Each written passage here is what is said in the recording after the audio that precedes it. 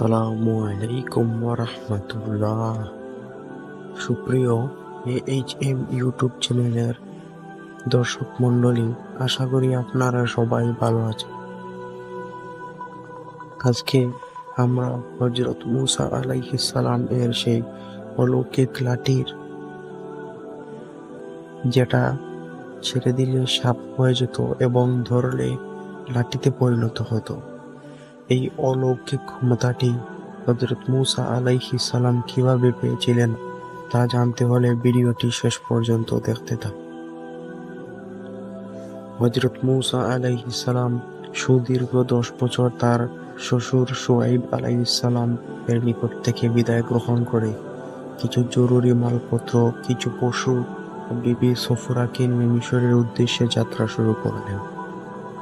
মাদায়েন থেকে কিছু দূর অগ্রসর হলে সন্ধ্যা নেমে আসে। তখন তারা সেখানে তাঁবু ফেলে রাত্রিযাপনের ইচ্ছা করলেন। বিবি সফুরা ছিলেন গর্ভবতী। পথিমধ্যে তার প্রসব বেদনা শুরু হয়ে যায়। হযরত মুসা আলাইহিস সালাম এই অবস্থা দেখে চিন্তিত হয়ে পড়লেন। তদুপরি চতুর্দিকে ঝড় বৃষ্টি আরম্ভ হয়ে যায়। সকলের ধারণা ছিল অল্প সময়ের মধ্যে ঝড় শেষ হয়ে যাবে, কিন্তু ঘটনা ঘটল তার বিপরীত। ঝড় ক্রমশ বৃদ্ধি পেলেও ঠান্ডা বাতাসে সকলে কাঁপতে আরম্ভ করল, কিন্তু সঙ্গে আগুন জ্বালানোর কোনো ব্যবস্থা ছিল না, যাতে করে তারা এক ভয়াবহ সমস্যার সম্মুখীন হল। হযরত মুসা আলাইহিস সালাম এখন তাঁবুর বাইরে এসে চারদিকে তাকিয়ে দেখছিলেন কোথাও আলো আছে কিনা। দূরে দেখলেন পাহাড়ের উপর অনেকগুলো বাতি জ্বলছে। তখন তিনি সেখান থেকে আগুন সংগ্রহের আশায় সেদিকে রওনা দিলেন। সফুরাকে বললেন, তোমরা একটু সময় অপেক্ষা করো, আমি আগুন নিয়ে ফিরছি। হযরত মুসা আলাইহিস সালাম আলো দেখে সেদিকে হাঁটতে লাগলেন। অনেক দূর গেলেন, তবুও পাহাড়ের কাছে পৌঁছাতে পারলেন না।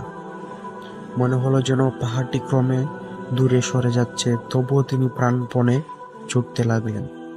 দীর্ঘ সময় পরে তিনি পাহাড়ে উঠলেন।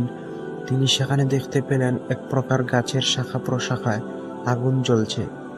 তখন তিনি শুকনো ডাল হাতে নিয়ে স্পর্শ করলেন যাতে ডালটিতে আগুন ধরে, কিন্তু বহুবার চেষ্টা করেও তিনি আগুন জ্বালাতে পারলেন না। তখন তিনি হতাশ হয়ে পড়লেন। এমন সময় আল্লাহ তাআলা বললেন, হে মুসা, আপনি এখন তুয়া উপত্যকায় পৌঁছেছেন। আপনি আপনার পায়ের জুতা খুলে নিন। আমি আপনার সাথে কথা বলতে চাই।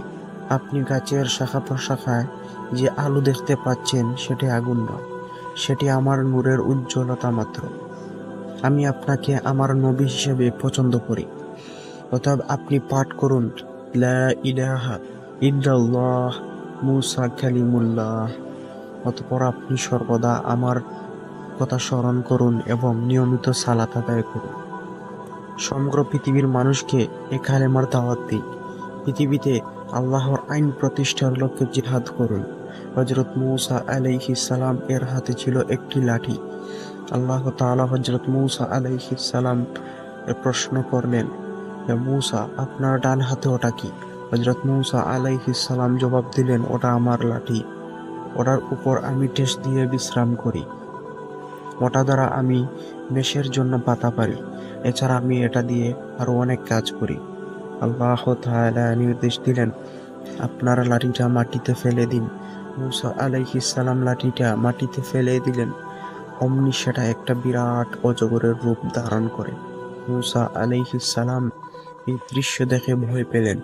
তখন আল্লাহ তাআলা বলেন, হে মুসা, আপনি সাপটি ধরুন, ভয় পাবেন না, ওটা পূর্বের অবস্থায় ফিরে আসবে।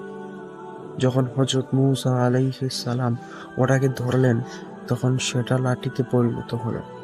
পরবর্তী পর্যায়ে আল্লাহ তাআলা মুসা আলাইহিস সালামকে বললেন, আপনি আপনার হাত বগলের ভেতরে ঢুকান এবং একটু সময় পরে বের করুন, দেখবেন সে হাত অতি উজ্জ্বল।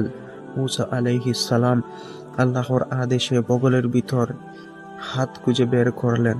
তখন দেখা গেল হাতখানি সূর্যের ন্যায় অধিক উজ্জ্বল বর্ণ ধারণ করেছে, যাতে পৃথিবী এক প্রান্ত থেকে অপর প্রান্ত পর্যন্ত আলোকিত হয়ে উঠেছে।